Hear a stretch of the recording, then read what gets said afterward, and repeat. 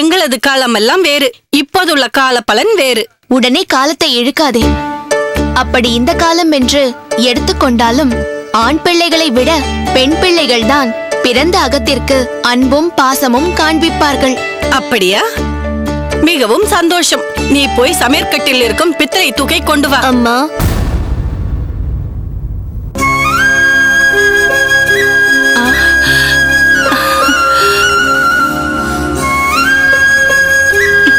அம்மா. வாடா கண்ணா, சௌக்கியமாக இருக்கிறாயா? சௌக்கியம் அம்மா. அக்கா, என்ன குறும்பு கிருஷ்ணா, அம்மாவை பார்த்ததும் அக்காவை மறந்து விட்டாயோ என்று நினைத்தேன். அம்மா, இவளை பாருங்கள். ஏண்டி தஞ்சா, வந்ததும் வராததுமாய் குழந்தையிடம் உன் விஷமத்தை ஆரம்பித்து விட்டாயா? என்னது குழந்தையா? இவனா குழந்தையாடா நீ? எங்கே? அம்மா, அம்மா சொல் பார்க்கலாம். ஏய், சும்மா இருடி. பாவம், இவனே துரும்பாக இழைத்து வந்திருக்கிறான். இவனிடம் போய் கேலி செய்து கொண்டிருக்கிறாய். ஓ, துரும்பா இழைத்த உடம்பா இது? நன்றாக இருக்கிறது. மடத்தில் நன்கு சாப்பிட்டு ஒரு சுற்று பெருத்து வந்திருக்கிறான். தொப்பையை பார்த்தாயா? ஆமாம் ஆமாம், நான் பெருத்துதான் போயிருக்கிறேன். நீதான் மூங்கில் கொம்பிற்கு பாவாடை தாவணி போட்டது போல் இழைத்து போயிருக்கிறாய். பொடி மூங்கில் கொம்பு. நில்லடா, நில். ஏய் தஞ்சா, விடுறி அவனை. சரிதான், இவர்கள் இனிமேல் போடும் சண்டையில் அகமே திமலோகப்பட போகிறது. அப்படியெல்லாம் இல்லை கௌசல்யா. தஞ்சமாம்பாளுக்கு சண்டை போடும் வயதா இது? அவளுக்கு தம்பியின் மீது செல்லம், அதனால்தான் அவள் விளையாடுகிறாள். செல்ல விளையாட்டெல்லாம் இல்லை சுவாமி. நீங்கள் தான் உங்கள் பெண்ணை மெச்சிக்கொள்ள வேண்டும். நாளையே பாருங்கள், ஏதாவது அவனை வம்பிழுத்து ரணகலம் செய்வாள். சரி சரி, அதெல்லாம் அக்கா தம்பிக்குள் இல்லாமல் இருக்குமா? இருந்தாலும் தம்பிக்கு ஏதாவது ஒன்று என்றால் தஞ்சா விட்டு கொடுக்க மாட்டாள். அவனும் அப்படித்தான். தன் அக்காவின் மேல் பாசத்தை பொழிய தயங்கவே மாட்டான். அப்படி ஒரு உடன் பிறந்த பாசம் அவர்களுக்குள் இருக்கிறது. சரி சரி, நீ சென்று அமுதுண்ணை ஏற்பாடு செய். உன் மகன் வரும் வழியிலேயே பசிக்கிறது என்று சொன்னான். சரி சுவாமி, நீங்களும் சென்று ஸ்நானம் செய்து வாருங்கள். எல்லாம் தயாராக இருக்கிறது.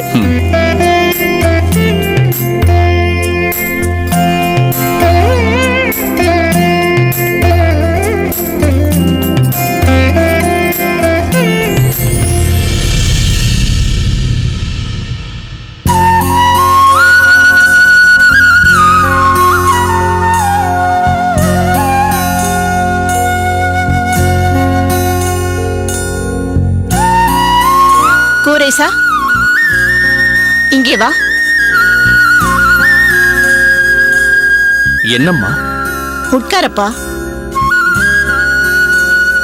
ஏதேனும் அவசர வேலையாக போய்க் கொண்டிருக்கிறாயா? நான் உன்னை தொந்தரவு செய்து விட்டேனா? அப்படியெல்லாம் ஒன்றும் இல்லை அம்மா. என்ன வேண்டும் சொல்லுங்கள். உன்னிடம் சில விஷயங்களை கேட்க வேண்டும். அம்மா, இது நம் பாட்டனார் வைத்திருந்த பொய்கை ஆழ்வாரின் தமிழ் பாசுரம் தானே? சரி, இது இருக்கட்டும். புதிய மண்டபத்தின் வேலைகள் எவ்வளவு தூரத்தில் இருக்கிறது? நம் மண்டபத்தை கட்டுவதற்கான அஸ்திவார வேலைகள் நடந்து கொண்டிருக்கின்றன. நிச்சயம் அடுத்த முறை நம் மக்களுக்கு மழையினாலோ வெள்ளத்தினாலோ எந்த பாதிப்பும் இருக்காது. நான் அன்று சொன்னதை நினைவில் இருத்திக்கொள் கூரேசா. உனக்கும் என்று தேவைப்பட்டாலும் என் நகைகளை தருகிறேன். இல்லை அம்மா, அது ஒன்றும் தேவைப்படாது. அடடே, இது என்ன காண கிடைக்காத காட்சியாக இருக்கிறதே. எஜமானி அம்மாவும் சின்ன எஜமானும் ஆற அமர பேசிக்கொண்டு இருக்கிறீர்கள். எஜமானி அம்மா, இது என்ன ஓலைச்சுவடி? இது சாதாரண ஓலைச்சுவடி அல்ல. பொய்கை ஆழ்வாரின் பாசுரங்கள் 100 இதில் பொக்கிஷமாய் பொதிந்திருக்கின்றன. ஆமாம், இது ஐயாவின் பாட்டனார் எங்களுக்காக விட்டு போனது. மிகவும் அர்த்தபுஷ்டி நிறைந்த பாசுரம். நீங்களும் நேரம் கிடைக்கும் போதெல்லாம் இதை படித்து பார்க்கலாம். நிச்சயம் அம்மா. கணக்கு பிள்ளை, நம் புதிய மண்டபம் கட்டும் பணி எந்த நிலையில் இருக்கிறது என்று அம்மா கேட்கிறார்கள். அஸ்திவார பணிகள் முடிந்த பின் பிறகு அம்மாவை கூட்டிக் கொண்டு போய் காண்பிக்கலாம் என்று இருந்தேன். இந்த வார கடைசியில் நீங்கள் அனைவருமே சென்று பார்க்கலாம். இப்போது மகிழ்ச்சிதானே அம்மா? மன்னிக்க வேண்டும் சின்னேசம்மா. என்ன விஷயம்? உங்களை பார்க்க வேண்டும் என்று வெளியே ஒருவர் காத்திருக்கிறார். அப்படியா? ஆமாம், பார்ப்பதற்கு வைணவ சிரேஷ்டராக தெரிகிறார். வைஷ்ணவரா? வெளியிலேயேவா காக்க வைத்திருக்கிறாய்? உள்ளே அழைத்து உட்கார வைக்க கூடாதா? உள்ளே உட்கார வைத்துவிட்டு அருந்த நீர் கொடுத்து விட்டு தான் வருகிறேன். அப்படியா? நல்லதப்பா, நல்ல காரியம் செய்திருக்கிறாய். குரேசா, பார்த்தாயா, நம் பணியாளர்களும் நம்மிடமிருந்து நற்பண்புகளை கற்றுக்கொள்ளும் போது எவ்வளவு மகிழ்ச்சியாக இருக்கிறது. சரி, சீக்கிரம் சென்று வந்திருப்பவரை கவனி. ஆகட்டும் அம்மா.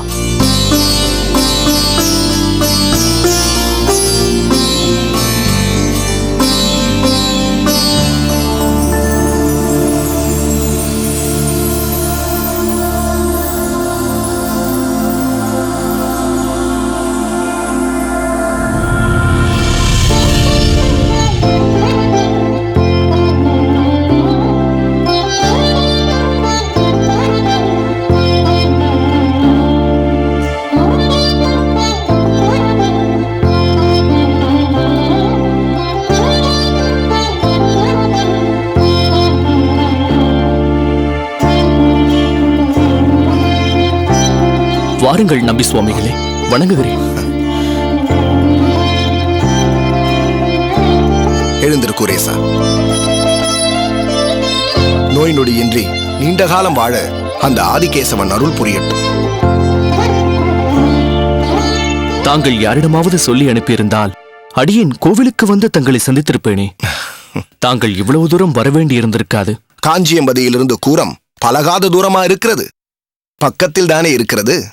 அது மட்டும் இல்லாமல் நீ மேற்கொண்டிருக்கும் மிகச்சிறந்த ஒரு நற்பணியை கேள்விப்பட்டதிலிருந்து உன்னை பார்த்து பாராட்ட வேண்டும் என்ற ஆவல் எனக்குள் அதிகமாகிக் கொண்டே இருந்தது.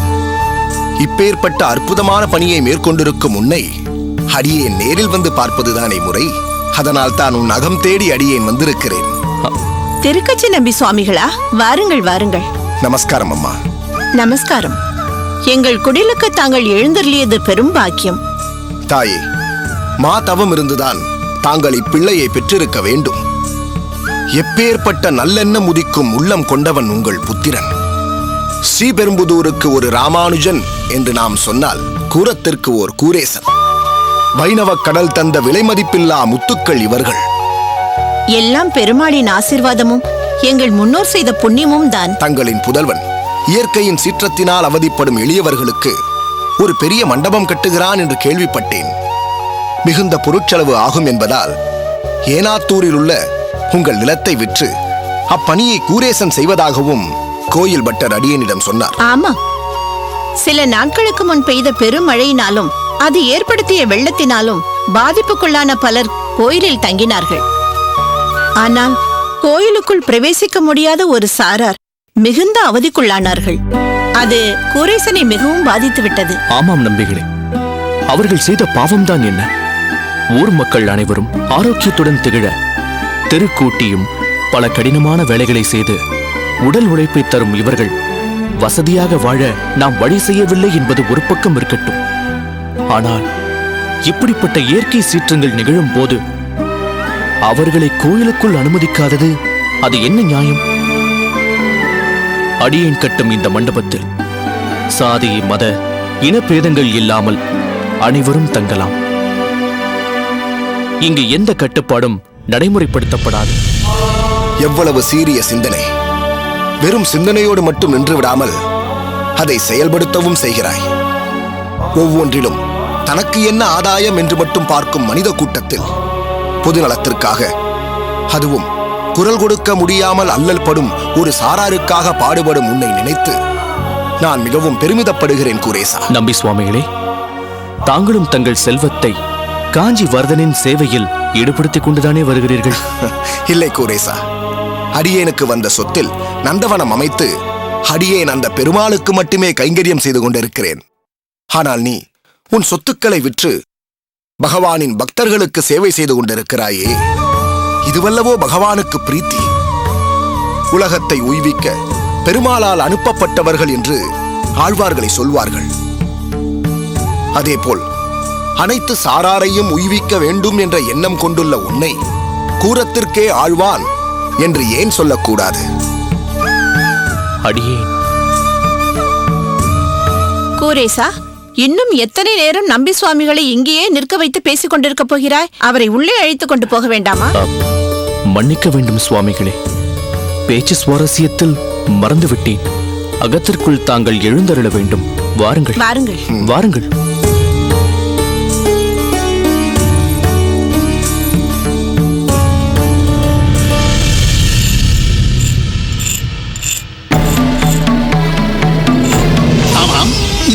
என்ன உத்தியோகம் செய்கிறாய்?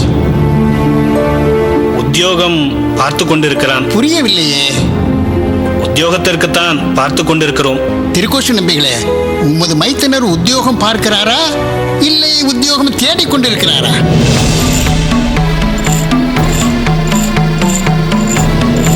சரியாக போயிற்று. உத்தியோகம் என்று எதுவும் பார்க்கவில்லையா? அப்படி என்றால் சம்பாத்தியத்திற்கு எதுவும் வழி இல்லை என்று அர்த்தம்.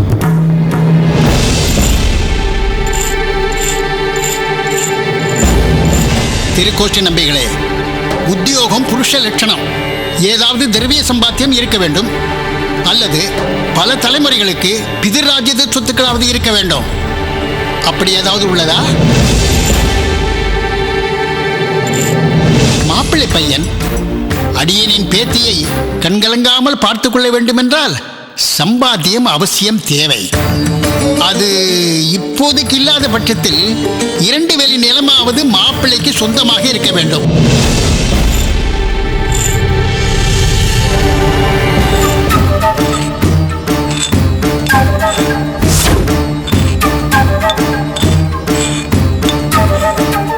மாதவா,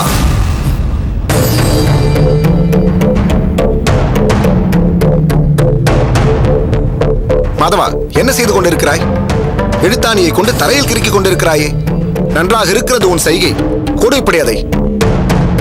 வர வர உன் புத்தி மழுங்கி விட்டதா? தரையில் கிறுக்கி எழுத்தாணியையும் உன் புத்தியின் நிலைக்கு கொண்டு வந்து விடுவாய் போல் இருக்கிறதே. மன்னித்துக் கொள்ளுங்கள் அத்திம்பேர். உடனே மன்னிப்பு ஒன்றை கேட்டுவிடு. என்ன யோசனை உனக்கு? ஒன்றுமில்லை அத்திம்பேர். ஒன்றுமே இல்லை என்கிறாய். ஆனால் உன் முகத்தில் எதையோ பறிகொடுத்த மாதிரி ஒரு வண்டி சோகம் தெரிகிறதே. என்ன, பார்த்துவிட்டு வந்த வரம் முடியவில்லையே என்ற சோகமா? அது நடக்காமல் போனதற்கு நீதானே பிரதான காரணம். எத்தனை முறை சொல்லியிருப்பேன், எதையாவது உருப்படியாக கற்றுக்கொள் என்று. காலாகாலத்தில் ஏதோ ஒரு வேலையில் ஈடுபட்டிருந்தால் இந்நேரம் அந்த வரன் கைகூடி வந்திருக்கும். என்னோடு என் ஆச்சாரியரின் மடத்திற்கு வா என்று கூட உன்னை அழைத்தேன். நீ எதிலும் முனைப்பு காட்டவில்லை.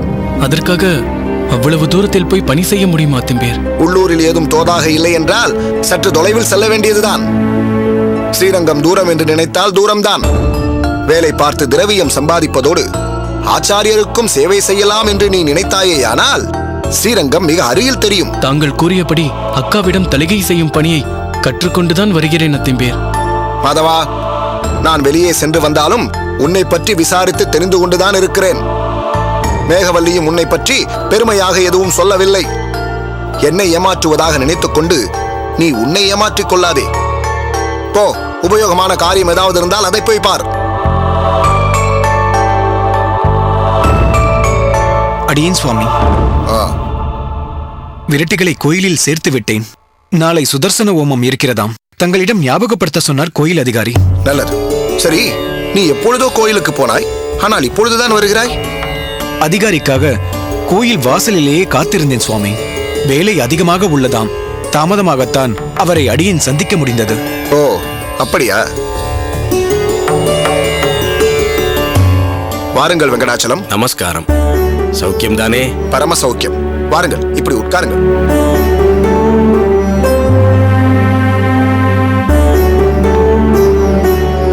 மேகவல்லி, இதோ வருகிறேன் சுவாமி. ஜலம் கொண்டு வா. வேறு என்ன விசேஷம் வெங்கடாச்சலம்? அடியேன் என்று கூறிய யோசனை தங்களுக்கு ஏற்புடையதுதானே? வைர கிரீடத்தை பற்றித்தானே கேட்கிறீர்கள்?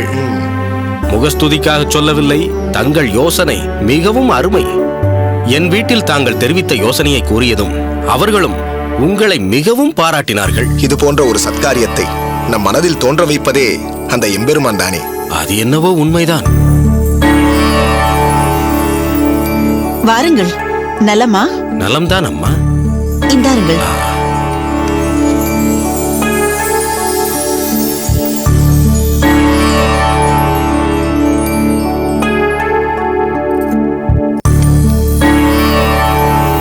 சுவாமிகளே, நீங்கள் கூறியபடி வைர கிரீடம் சம்பந்தமாகத்தான் இப்போது நான் வந்துள்ளேன். அப்படியா? அடியேனால் என்ன ஆக வேண்டும்? உங்களால் தான் அனைத்தும் ஆக வேண்டும்.